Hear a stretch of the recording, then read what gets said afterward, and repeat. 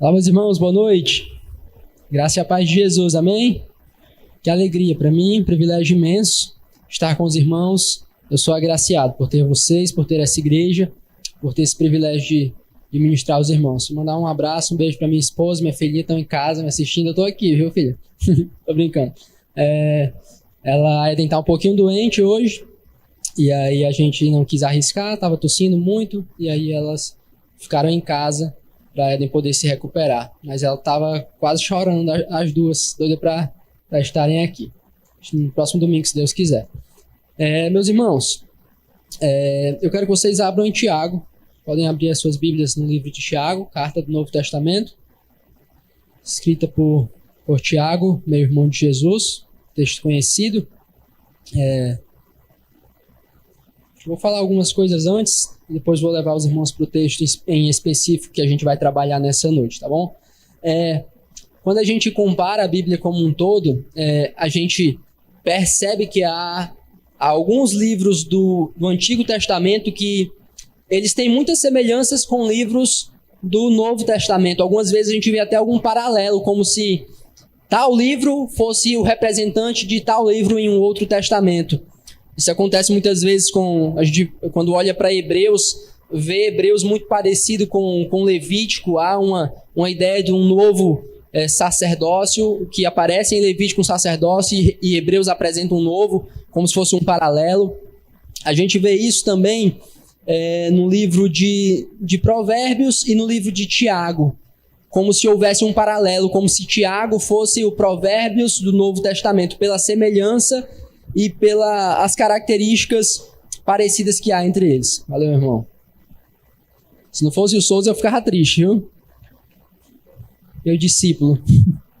Então, a gente quando olha para Tiago no Novo Testamento, há como se fosse um paralelo, como se Tiago fosse o livro de sabedoria do Novo Testamento, né? Provérbios é um dos livros, mas talvez o principal livro de sabedoria, onde nós encontramos esses provérbios que nos ensinam a como viver uma vida sábia diante de Deus. E quando a gente vai para o Novo Testamento, Tiago parece ter esse mesmo foco. Como é uma vida sábia e como nós fazemos para buscar essa vida sábia. Há algumas semelhanças. E a gente vê isso porque há alguns temas que são bem trabalhados em Provérbios que a gente vê também ser bem trabalhados em Tiago. São vários desses temas, mas um tema que aparece muito em Provérbios e que se repete em Tiago é o tema do uso da língua, do uso da comunicação, de como nós usamos as palavras. Quem está acostumado com Provérbios sabe que Provérbios, em muitos momentos, fala sobre o uso que nós fazemos das palavras, sobre como nós devemos usar os nossos lábios. E Provérbios fala, olha, o tolo, ele fala demais, ele está sempre falando, enquanto o sábio, ele se cala. Olha, o tolo, ele está sempre abrindo a boca e dando a opinião dele, enquanto o sábio sabe o momento certo de usar a palavra. O tolo, ele usa as palavras de maneira que fere as pessoas, mas o sábio usa as palavras com brandura. Então você encontra isso em Provérbios, e quando você vai para Tiago, tem um texto que é muito conhecido, que é o texto que a gente vai trabalhar hoje, que também fala sobre esse uso que devemos fazer da língua, sobre como nós devemos usar as nossas palavras, ou também sobre como nós não devemos usar as palavras. Esse tema que há em comum entre Provérbios e Tiago se encontra em Tiago, capítulo 3. A gente vai ler dos versículos de 1 a 12. Na minha perícope diz dominar a língua. É uma perícope bem simples, bem resumida, dominar a língua. Mas a gente pode ver que tem até mais instruções do que somente isso. Tem muitas coisas sobre como deve ser a nossa comunicação, como devemos nos expressar, como devemos usar nossas palavras para lidar com as pessoas e sobre os cuidados também que devemos ter para não usar nossas palavras de uma maneira equivocada, tá bom? Tiago, capítulo 3, a gente vai ler dos versículos de 1 a 12. Tá bom? Todos os irmãos encontraram? Amém? Vai dizer assim, ó. Meus irmãos, não sejam muitos de vocês mestres, sabendo que seremos julgados com mais rigor, porque todos tropeçamos em muitas coisas. Se alguém não tropeça no falar, é um indivíduo perfeito, capaz de refrear também todo o corpo. Ora, Se colocamos um freio na boca dos cavalos para que nos obedeçam, também lhes dirigimos o corpo inteiro. Observem igualmente os navios que, sendo tão grandes e impelidos por fortes ventos, são dirigidos por um pequeníssimo leme e levados para onde o piloto quer. Assim, também a língua, pequeno órgão, se gaba de grandes coisas. Vejam como uma fagulha incendeia uma grande floresta. Ora, a língua é fogo, é um mundo de maldade. A língua está situada entre os membros do nosso corpo e contamina o corpo inteiro, e não só põe em chamas toda a carreira da existência humana, como também ela mesma é posta em chamas pelo inferno. Pois toda espécie de animais, de aves, de répteis e de seres marinhos se domina e tem sido domada pelo gênero humano, mas a língua ninguém é capaz de domar. É mal incontido, cheio de veneno mortal. Com ela bendizemos o Senhor e Pai. Também com ela amaldiçoamos as pessoas criadas à semelhança de Deus. De uma só boca procede bênção e maldição. Meus irmãos, isso não deveria ser assim. Por acaso pode a fonte jorrar do mesmo lugar água doce e água amarga? Meus irmãos, será que a figueira pode produzir azeitonas ou a videira figos? Assim também, uma fonte de água salgada não pode dar água doce. Vamos orar mais uma vez.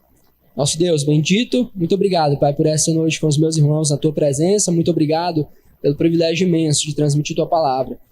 Peço nesse momento pelo coração de cada um dos meus irmãos que estão aqui. Eu sei que nesse momento Satanás ele tenta de todas as maneiras distraí-los, afastá-los desse lugar, tirar a mente deles da Escritura, mas eu peço que nesse momento a mente deles esteja cativa à Tua palavra, pronta para acolher com mansidão tudo que o Senhor tem a ensinar nessa noite, Pai.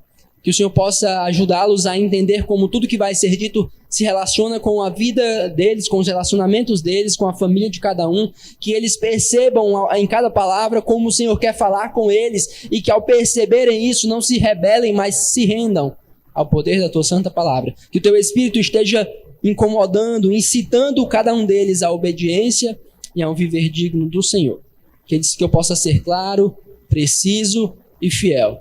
Que o meditar do meu coração, que o abrir dos meus lábios sejam agradáveis a Ti, ó Deus, minha rocha e meu Redentor. É o que eu peço ao Senhor no nome de Jesus.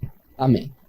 Meus irmãos, nós chegamos aqui no capítulo 3 de Tiago e não tem como eu fazer todo o panorama do que Tiago já tem dito, mas o que eu falei de início já serve para os irmãos perceberem um pouco qual é a intenção de Tiago. Tiago está escrevendo para igrejas que estão espalhadas por partes do Império Romano e pessoas que estão lidando com algum tipo de perseguição, com algum tipo de provação, como ele vem falando no capítulo 1, que eles devem se alegrar nas provações, mas também não é só sobre isso.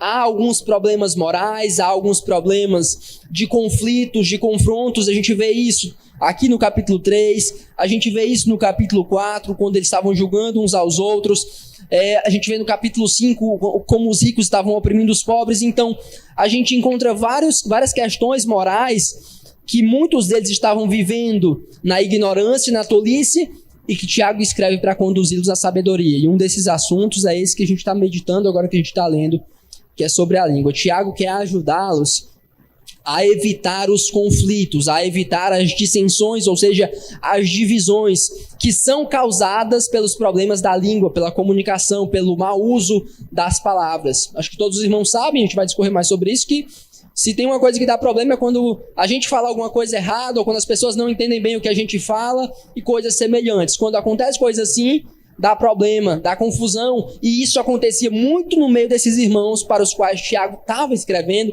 e ele vem ajudá-los a ter uma percepção, uma perspectiva melhor de como usar a língua para evitar acumular mais um problema no meio de tantos problemas que eles já estão vivendo.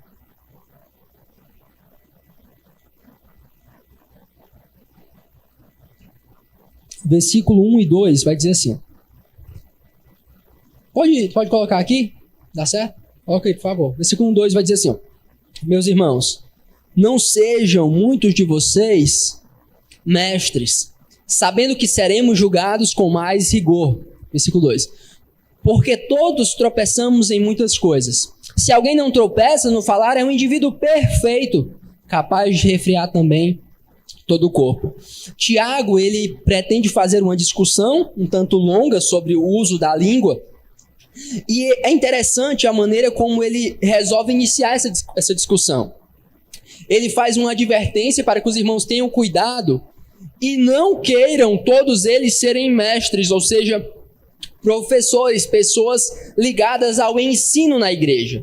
Porque mesmo naquele tempo já havia um determinado holofote sobre a função do mestre, do professor, daquele responsável por ensinar as pessoas na igreja. Já havia aquele certo prestígio, aquela admiração. Então, muitas pessoas já queriam estar nesses cargos, como a gente vê acontecer hoje com muita frequência em várias igrejas, né? Pessoas brigando pelo púlpito.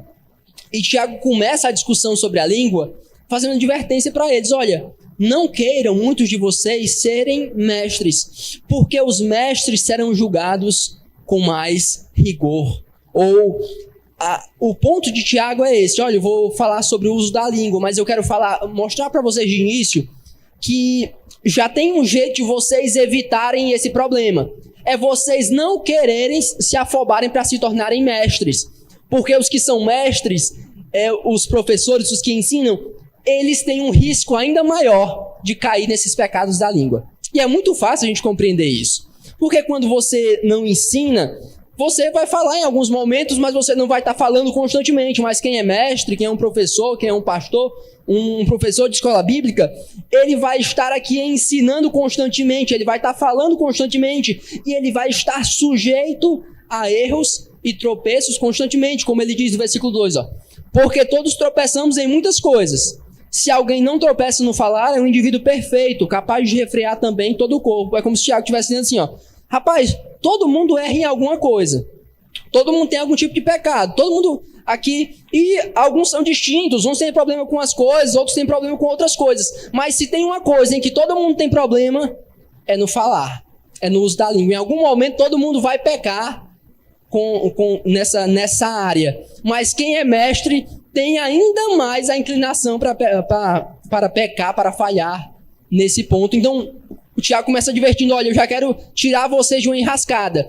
Não fiquem tentando ser mestres, não fiquem tentando assumir essa posição, porque quem assume essa posição está numa situação complicada, está numa situação difícil, está numa situação comprometedora, numa situação muito comprometedora. Quem busca ensinar, quem busca estar no ministério da palavra, corre um risco maior de cometer pecados de comunicação, pecados no uso da língua. Não são todas as pessoas que são chamadas para isso, e todos aqueles que entendem ser chamados para isso devem ter muita cautela ao entrar nesse ministério, porque há um risco muito grande, há uma possibilidade muito grande de falhar. A gente sabe disso. A gente sabe que não é 100% do que a gente está falando aqui, que está correto em algum momento, que a gente vai errar, seja gramaticalmente, que não é o ponto aqui, né? Gramaticalmente a gente erra em alguns momentos, mas talvez teologicamente a gente erre também em alguns momentos, né? E a gente tem que conversar, tem que ter aquele feedback, mas pode ser que em algum momento a gente fale alguma besteira, mas faz parte, a gente está aqui constantemente, a gente está aqui direto, e vez por outra a gente vai sair da linha em algum momento. Se for grave, a gente vai chegar e vai ter uma conversa mais séria. Se for mais simples, a gente releva e é mais tranquilo. Mas enfim, advertência inicial. Não se preocupem em estar sempre ensinando, em ser mestres, porque quem está nessa posição corre risco. É mais difícil e mais facilmente você vai tropeçar nesses pecados de fala, certo? É uma advertência para nós. É uma advertência para nós como comunidade, como líderes. Muitas pessoas às vezes acham a tarefa, né, de pregação, de ensino e falam bem, né? Não, esse ministério é muito respeitado, é um ministério muito interessante, é um ministério digno de prestígio, de reconhecimento, mas não costumam pensar sobre os riscos que estão envolvidos nessa tarefa, nessa missão. Muitas vezes as pessoas acham que é legal, ele está ali na frente, ele sabe falar bem, ele fez isso, fez aquilo, mas não sabe o cuidado que a gente precisa ter para não escorregar de maneira que a gente peque contra Deus e contra a igreja. O ponto aqui de Tiago é que quando você está falando, se você está numa conversa, está num ponto, você está falando por si mesmo, falando, você pode errar e vai pecar e corrige ali mesmo. Mas quando eu venho aqui e falo alguma coisa, eu estou pecando tanto contra Deus, contra mim, mas eu estou levando um monte de gente junto, errado. E por isso que a gente deve ter cuidado em pensar sobre isso. Há um risco muito grande quando a gente resolve fazer isso. Então, se não é isso que Deus quer para a sua vida, tenha cuidado, não se afobe, não meta os pés pelas mãos, porque pode ser arriscado. Mas vamos continuar. Essa é a advertência inicial, como se fosse um prefácio, e aí ele vai entrar mesmo na questão do domínio da língua de agora em diante.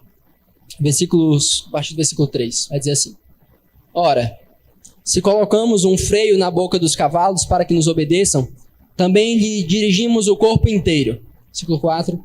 Observem igualmente os navios, que sendo tão grandes e impelidos por fortes ventos, são dirigidos por um pequeníssimo leme e levados para onde o piloto quer. Versículo 5.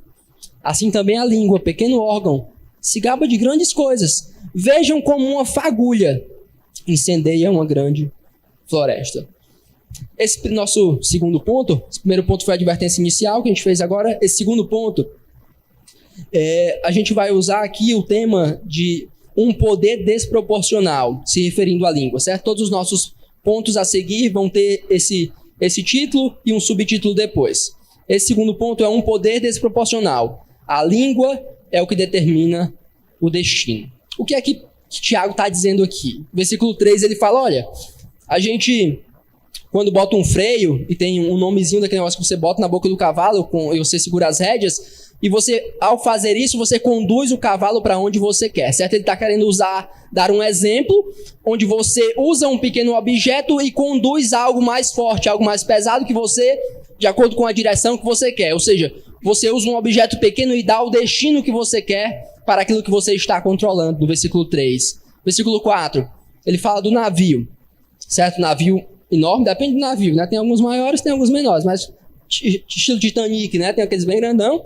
E aí que tem vento para todo lado, a coisa é enorme, mas está ali um leme minúsculo, pequenino, que o camarada gira e independente do tamanho do navio, independente dos ventos, claro que há exceções, né?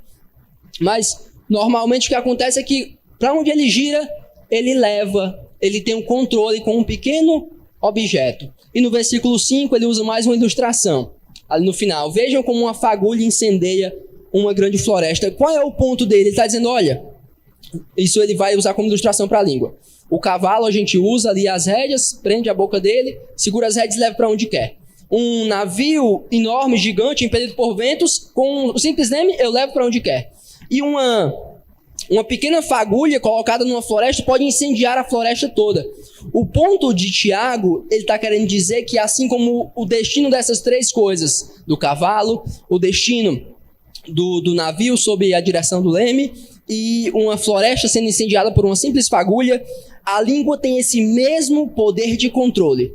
A língua tem essa mesma capacidade de determinar o domínio determinar o destino das coisas sendo pequenina. Sendo um simples órgão, como ele diz no versículo 5, é um pequeno órgão que se gaba de grandes coisas, porque mesmo ela sendo tão pequena, parecendo tão desprezível, ela tem uma capacidade de fazer grandes coisas.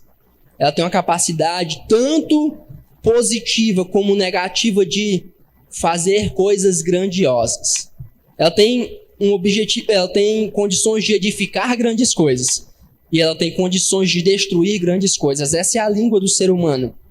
Ela tem uma capacidade de realizar coisas maravilhosas e grandiosas e ao mesmo tempo ela pode ser um instrumento de destruição em massa, muito poderoso. Por isso que o nosso ponto é um poder desproporcional. A língua é o que determina o destino, porque muitas vezes o destino de pessoas, o destino de nações, pode ser determinado pelas palavras, pelo uso da linguagem, pelo uso da comunicação. Esse é o segundo ponto. O terceiro ponto, e aí a gente vai entrar em mais detalhes sobre como acontece esse poder da língua, como ela tem esse domínio, né? O terceiro ponto é um poder desproporcional. A língua é uma arma de destruição. A língua é uma arma de destruição. Vamos observar dos versículos de 6 a 8, para os irmãos entenderem isso. Ora, a língua é um fogo, é um mundo de maldade. A língua está situada entre os membros do nosso corpo e contamina o corpo inteiro. E não só põe em chamas toda a carreira da existência humana, como também ela mesma é posta em chamas pelo inferno. Versículo 7. Pois toda espécie de animais, de aves, de répteis e de seres marinhos se doma e tem sido domada pelo gênero humano. Mas a língua, ninguém é capaz de domar. É mal incontido, cheio de veneno mortal. Então, nos versículos de 3 a 5, ele deu uma ideia do quanto a língua é poderosa através de ilustrações, e aqui ele começa a descrever o poder destruidor. Deixa no 6, que a língua pode ter. Ele vai falando, ó. A língua é um fogo, né? Ele já meio que usou essa ilustração no versículo 5. A ideia do fogo é de algo que consome, algo que destrói. É um mundo de maldade, né? É como se houvesse tudo de ruim que há no mundo pode sair através da língua. Ela está situada entre os membros do nosso corpo e ela contamina o corpo inteiro. É isso que torna a língua algo tão mortífero. Porque o que ela faz pode destruir todo o nosso corpo, pode destruir muito mais que o nosso corpo, como a gente vai ver. A língua põe em risco famílias. A língua põe em risco igrejas. A língua pode destruir amizades, pode destruir relacionamentos, pode destruir tudo que ela encontra pela frente. O final desse versículo diz assim, ó, ela mesma é posta em chamas pelo inferno, mas coloca aí na NVT, que a NVT traduziu melhor esse texto. Aqui talvez dá a ideia de condenação por causa do uso da língua, mas não é isso. A ideia é assim, ó, e entre todas as partes do corpo, a língua é uma chama de fogo. É um mundo de maldade que corrompe todo o corpo. Ateia fogo a vida inteira, pois o próprio inferno a acende. A ideia é como se esse uso da língua fosse um uso infernal, como se viesse do próprio inferno. Quando alguém age dessa maneira, usa a língua de uma maneira destruidora, é como se ela estivesse tendo uma atitude infernal, como se do próprio maligno viesse o que ela está fazendo, como se fosse o próprio inferno que estivesse a impulsionando o uso da língua. E o mais impressionante sobre ela, passa aí o 7, volta lá para a versão, para o 8, na verdade, perdão, 8. Ele fala que todos os animais o homem consegue domar, mas ninguém é capaz de domar a língua. Ninguém consegue ter o controle, ninguém consegue ter o domínio perfeito dela por causa do pecado. Nós dominamos muitas coisas. E até é quase um ditado, né? Que as pessoas têm, né? Você faz tantas coisas, mas não consegue controlar a sua língua, né? Porque é verdade, o ser humano tem dificuldade de controlar a língua. Todos nós pecadores, sem Deus, dificilmente conseguimos ter um domínio perfeito da nossa língua, de tal maneira que tudo que a gente fale seja bom, seja agradável, seja correto. Como ele disse lá no começo, né? Todos nós tropeçamos em alguma coisa. Ninguém tropeça no falar, o cara é perfeito. Mas o ponto aqui, desses versículos de 6 a 8, é que a língua é uma arma de destruição. Ela é um fogo consumidor. Ela é um fogo que destrói tudo que vem pela frente. Não sei quem já assistiu Harry Potter, né? Mas tem uma maldição que é o fogo maldito, né? Na hora que vem o fogo, destrói tudo, menino, que tiver pela frente. Pode ser ouro, pode ser prata, mata, ele leva, ele destrói, consome na hora. A língua, ele tem esse poder destruidor, consumidor, de estragar os relacionamentos, de destruir as famílias, de destruir as igrejas, de romper amizades por causa do mau uso dela. Palavras ditas fora do tempo, palavras ditas fora do contexto, palavras ditas de uma maneira severa. Ofensas gratuitas causam esse mal. E aí, Tiago, no versículos de 9 a 12, vai nos fazer refletir sobre o uso que nós temos feito dessa língua. Se ela é tão poderosa, se ela tem esse poder desproporcional, que determina destinos, que pode ser destruidor, como nós temos a usado? O que nós temos feito com ela? Versículo de 9 a 12 diz assim, ó, com ela bendizemos o Senhor e Pai. Também com ela amaldiçoamos as pessoas criadas à semelhança de Deus. de uma só boca procede bênção e maldição. Meus irmãos, isso não deveria ser assim. Por acaso pode a fonte jorrar do mesmo lugar água doce e água amarga? Meus irmãos, será que a figueira pode produzir azeitonas ou a videira figos? Assim também, uma fonte de água salgada não pode dar água doce. Então, Tiago vem para dar o checkmate. Ele fala sobre o poder da língua, ele fala que a língua pode ser destruidora. E ele confronta os irmãos. Vocês estão vendo o poder que a língua pode ter? Então nós temos usado a língua da maneira errada. Porque uma hora nós estamos na igreja louvando a Deus, bendizendo o nome de Deus, o exaltando com belos louvores, mas em alguns momentos a gente para de fazer isso e começa a amaldiçoar os nossos irmãos, as pessoas que são feitas à semelhança de Deus. E talvez Tiago nem esteja pensando especificamente em irmãos, né? Quando ele faz essa colocação, pessoas criadas à semelhança de Deus, de maneira ampla, todas as pessoas do universo. Seria errado amaldiçoar qualquer pessoa, não está deixando os incrédulos de fora. O ponto de Tiago é que uma língua redimida, salva pelo Evangelho, não pode ser usada para amaldiçoar as pessoas. Não pode ser usada para causar destruição. E ele usa a ideia da fonte. Uma fonte, ela vai jorrar um tipo de água.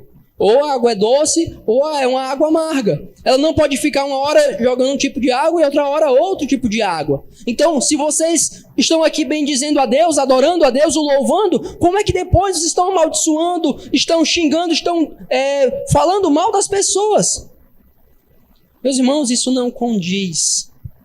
Isso não faz sentido. É como se ele usa a ilustração dos tipos de árvores, né, de frutas. Uma árvore não pode dar fruta, um maracujá não pode dar acerola, um pé de cajá, que eu esqueci agora o nome, não pode dar azeitona. Cajazeira, Enfim, é contraditório você ter sido alcançado pelo Evangelho, ou dizer ter sido alcançado, e estar bendizendo, adorando a Deus, e em outro momento estar usando os seus lábios para amaldiçoar, para criticar, para xingar, para falar palavrões e machucar as pessoas com as suas palavras. Tiago pega eles nesse ponto, fecha, olha, se vocês sabem o poder que a língua tem, vocês estão usando ela errado, porque vocês uma hora estão bendizendo a Deus e outra hora vocês estão amaldiçoando as pessoas que foram criadas à semelhança de Deus.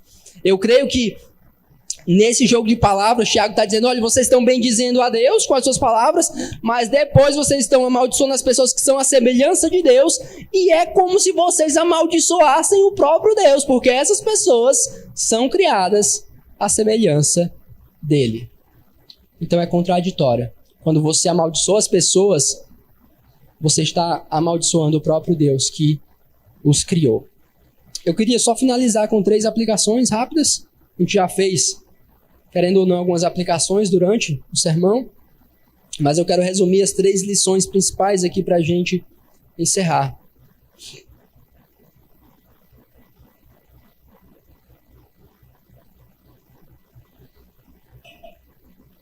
Três lições que saem desse texto.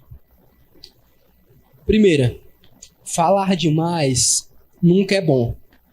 O caminho da sabedoria sempre passa por ouvir mais e falar menos.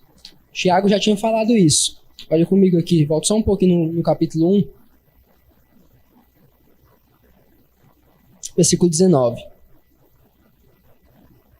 Capítulo 1, versículo 19 diz assim: vocês sabem estas coisas, meus amados irmãos. Cada um esteja pronto para ouvir, mas seja tardio para falar e tardio para ficar irado. Se tem algo que leva a pessoa a ver alguém com sabedoria, é essa atitude de poder ouvir mais e se calar, e não estar sempre falando. É interessante que Provérbios valoriza tanto isso, que o autor de Provérbios até diz em alguns momentos, olha, isso é tão interessante que até o tolo, quando ele fica calado, as pessoas acham que ele é sábio. Porque naquele momento ele está sem falar nada. Mas porque se ele falasse, todo mundo sabia que ele era besta, que ele ia falar alguma besteira. Mas como ele se calou, deu até a impressão de que ele era sábio nesse momento. Mas o ponto é, meus irmãos, falar demais nunca é bom. abrir sempre a boca para dar a sua opinião, nem é necessário. Algumas vezes a sua opinião não é necessária. Algumas vezes aquilo que você acha que é certo talvez não precise ser verbalizado, porque pode ser que você vai falar uma besteira. Nós somos seres humanos, nós tropeçamos nas palavras. Nós somos seres humanos e nós falhamos. Então, muitas vezes o caminho da sabedoria é você pegar aquele pensamento que você viu naquela questão polêmica que surgiu. Caraca, eu acho isso. E você se calar. E não expressar aquilo que você acha. Porque talvez isso vai gerar um constrangimento, talvez isso vai gerar uma polêmica, e talvez você vá se prejudicar à toa. Então, o caminho da sabedoria passa mais vezes por ficar caladinho, por ouvir, por aprender, tanto daqueles que falam bem, como daqueles que falam mal. Com esses você aprende a reproduzir o que eles dizem, e com aqueles você não repete o que eles dizem, certo? Então, pense melhor sobre as vezes que você tiver alguma opinião para dar, se vale a pena, se é necessário, se vai contribuir, se vai ser interessante. Não tenha aquela perspectiva de sempre ser o professor, de sempre ser o mestre, de sempre ter a opinião, de sempre ser a voz da razão. Você não precisa ser assim. É muito arriscado estar nessa posição. É muito perigoso querer ter sempre algo para ensinar nesse sentido. É muito perigoso. Há sabedoria no silêncio. Há sabedoria e sensatez em ficar calado. Segunda coisa. Deveríamos tratar com mais seriedade o uso das nossas palavras, pois os danos que elas podem causar são incalculáveis. E é o ponto principal dessa passagem. As nossas palavras podem causar danos terríveis. A gente fala, cuidado que a palavra tem poder, né? Muita gente tem medo, né? Às vezes é aquela visão muito esotérica, né? Muito mística, né? Eu não gosto disso. Ei, me fala isso não, a palavra tem poder. Você está fazendo uma brincadeira e a pessoa tem isso. Não é nesse sentido que a palavra tem poder, certo? Não é nesse sentido místico, né?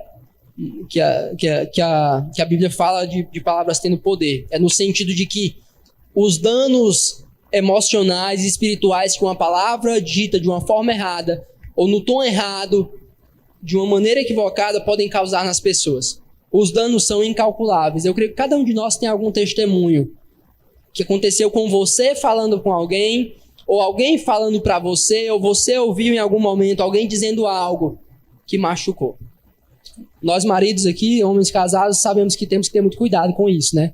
As mulheres são normalmente bem mais sensíveis e às vezes a gente fala alguma coisa que pode facilmente machucá-las, pode facilmente fazer com que elas fiquem desanimadas. E Pedro, ele fala sobre isso na sua epístola, né? De ter esse cuidado com as nossas esposas, porque elas são mais frágeis e temos que viver a vida como um do lar, tratando elas com o devido respeito, com o devido cuidado. Mas não só para maridos, para todos os outros, cuidado com a maneira como você fala com os seus amigos. Cuidado com as suas atitudes e com palavras grosseiras, brutas, arrogantes, porque isso machuca, porque isso fere, porque isso danifica emocional e espiritualmente as pessoas. E algumas vezes você diz que é só brincadeira, algumas vezes você diz que ninguém se importa, e você faz isso publicamente, e cada vez mais cria-se em você aquela imagem de uma pessoa cruel, arrogante, bruta, porque o seu uso das palavras é maléfico, é cruel. Então, a gente tem que trazer mais isso para nossa mente. As nossas palavras, meus irmãos, são pesadas, são duras, e elas podem ferir, podem machucar, podem danificar as pessoas. E as sequelas podem ficar por muito e muito tempo, certo? Então, tratem o uso das palavras com mais seriedade. Pensem se vale a pena fazer alguns tipos de brincadeira, alguns tipos de postagens, ou enfim. Terceira e última, assim como é enorme o dano causado por palavras maldosas, palavras amorosas e encorajadoras podem marcar pessoas por toda uma vida. Troque as palavras grosseiras por palavras amorosas. Troque as palavras cruéis por palavras carinhosas. Troque as palavras de zombaria por palavras de encorajamento. Isso marca as pessoas. Isso encoraja as pessoas. Isso fica gravado no coração das pessoas e isso é combustível para que elas possam enfrentar desafios. Você que é esposo, encoraje a sua esposa. Manifeste amor verbalmente por ela, porque ela se sente encorajada. Você que é mãe, encoraje seu filho dizendo o quanto Deus o ama, o quanto você o ama, o quanto Deus cuida dele. Você que é filho, encoraje seus pais, dizendo o quanto você se importa com eles, o quanto a graça de Deus é boa por ter alcançado eles. Você que é amigo, saiba encorajar os seus amigos com palavras bondosas. Nos dias difíceis, nos dias angustiosos, saiba mostrar para ele que o evangelho o acolhe, o recebe. Mostre para ele que Deus está ao lado dele. Mostre para ele que Deus nunca vai abandoná-lo. Essas palavras encorajadoras, essas palavras amorosas podem trazer cura, podem trazer encorajamento, podem trazer combustível para as pessoas enfrentarem os desafios que vão surgir à volta dela. Então, troquem essas palavras grosseiras, maldosas, por palavras de afeto, de carinho. É para isso que Deus nos salvou, para que nós pudéssemos amar verbalmente também. Não só em palavras, como diz na primeira carta de João, mas também em palavras. O amor, ele é mais do que palavras, mas ele não é menos do que palavras, certo? Encoraje, ame, expresse isso com seus amigos, com seus irmãos. Talvez tenha aqueles amigos que são meio chatos, né? Que você vai dizer, cara, eu te amo em Cristo Jesus, nem Deus de gay, né? Vai dizer essas coisas, né? Você vai ensinando para ele, né? Meu irmão, não é isso é assim não, calma. Eu te respeito, te admiro e quero que Deus faça isso na tua vida, né? Com o tempo ele vai se acostumando. Daqui um dia ele vai até postar a foto com você no Instagram dizendo que te ama. Acontece. Mas enfim, perseverem, cuidem das pessoas, encorajem, porque se você não fizer isso, suas palavras podem causar muito dano, muita destruição e em algum momento pode ser tarde para tentar recuperar isso. Então, era isso. Vamos orar, pedir que Deus nos ajude. O uso das palavras é uma consequência do nosso coração. Então, peça a Deus para trabalhar no seu coração.